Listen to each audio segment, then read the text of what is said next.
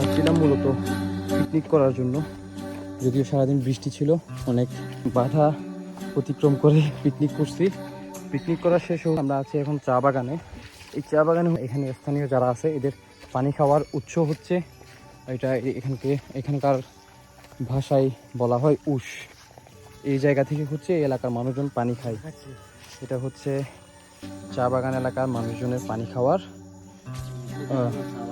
আমরা আছি এখন সুজানগর চা বাগানে। পানিটা খুব খুব বেশি ঠান্ডা, মানে ফ্রিজের পানি যেমন শীতল থাকে এই পানিটা সেম।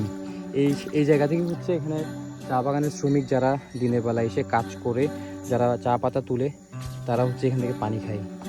তো আমরা পিকনিক করতে আসার সুবাদে হচ্ছে এই জায়গার সন্ধান পাইছি, এখান থেকে পানি খাইতে আসছি।